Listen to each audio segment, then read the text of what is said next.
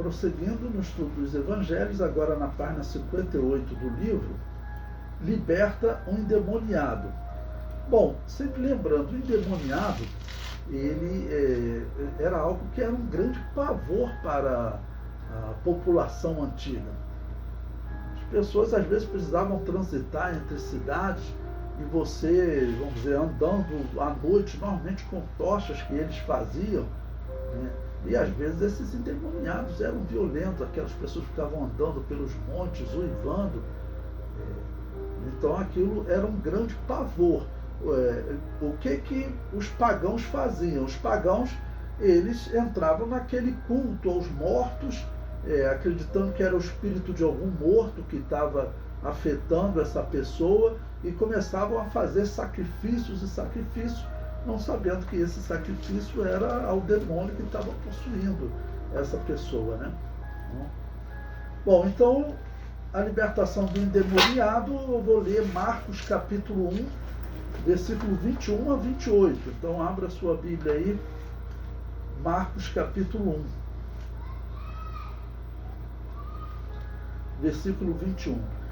Entraram em Cafarnaum, bom, localizando sempre, Cafarnaum fica ao norte de Israel. Jesus começou o seu ministério nessa região norte, em Caná da Galileia, depois ele foi para a Judéia, onde teve a Páscoa. Quando João foi preso, ele fugiu, ele saiu para o norte, passou por Samaria, evangelizou a mulher samaritana, que era a região central, né, da terra de Canaã, e agora ele está na região norte. Cafarnaum era uma cidade próxima do mar da Galileia, ficava na região da Galileia. Então entraram em Cafarnaum, e logo no sábado, indo ele à sinagoga, ali ensinava. E maravilharam-se da sua doutrina, porque os ensinava como tendo autoridade, e não como os escribas. Bom, então o primeiro ponto aqui, o ensino em Israel nesse período, assim, era um ensino horrível, porque os sacerdotes, nós sabemos que eles não eram bons exemplos, a ponto do sacerdote que está trabalhando nesse período como sumo sacerdote, ele ser da seita dos saduceus. Então imagina, aquele homem não tinha nenhuma autoridade para ensinar a Bíblia, ele desacreditava na maior parte do Antigo Testamento. Para ele, Isaías não era um livro inspirado, nem Daniel, para ele só o Pentateuco era inspirado. Isso daí o sumo sacerdote, e entre os sacerdotes também. Pois bem, os escribas eram um grupo assim que você teria, vamos dizer, talvez o melhor desses grupos. Por quê? Os escribas eram pessoas que viviam de copiar a lei, então eles tinham muitos textos do Antigo Testamento, né, que era a Bíblia dos judeus, muitos textos do Antigo Testamento na ponta da língua. Já viu aqueles pregadores que ele, durante a pregação, ele recita diversos versículos, né? Então os escribas eram assim.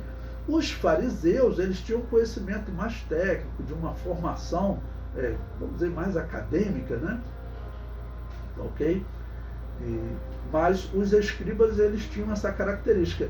Eles, então, eles eram assim, muito elogiados num certo ponto. Mesmo assim, é dito que eles ensinavam sem autoridade. Não?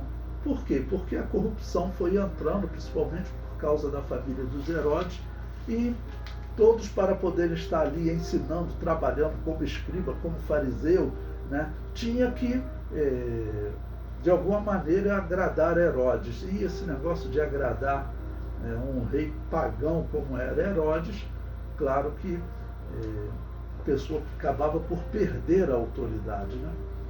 O versículo 23. E estava na sinagoga deles um homem com um espírito imundo, o qual exclamou dizendo: Ah, que temos contigo, Jesus Nazareno? Vieste destruir-nos? Bem sei quem és, o Santo de Deus.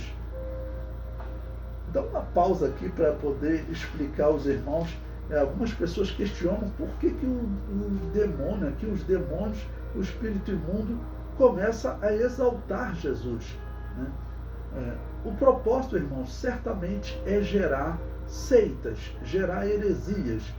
Mais ou menos o que vai acontecer com Simão, o mago, já no livro de Atos. Aquele homem ali, ele acabou dando início a uma heresia que ficou conhecida como gnosticismo na história. Então, a finalidade é esse endemoniado, de alguma maneira, começar a aparecer e falar para as pessoas que ele é um representante de Jesus, né?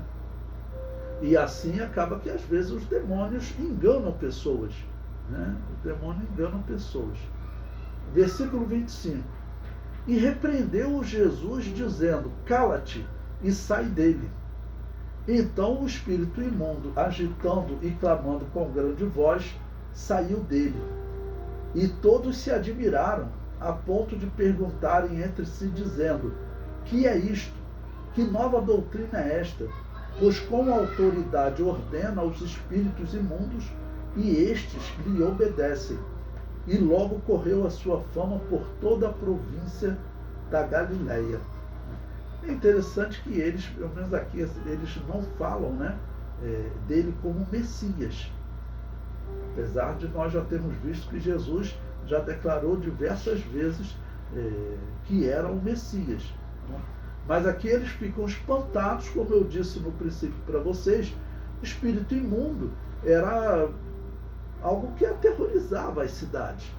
Não, nós vamos ter história de espírito imundo que a Bíblia diz que eles quebravam as cadeias.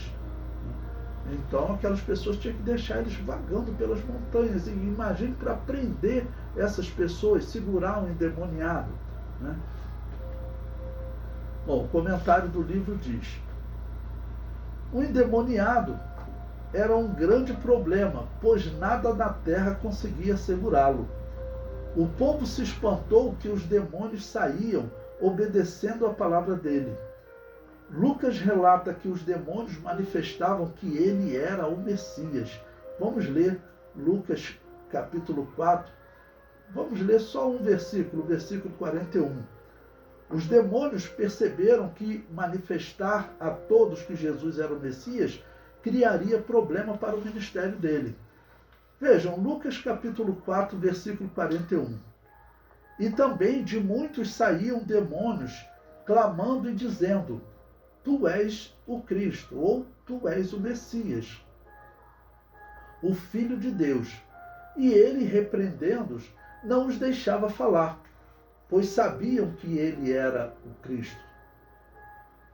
Ou seja, os demônios sabiam que era o Messias, mas os judeus não conseguiram essa identificação, né?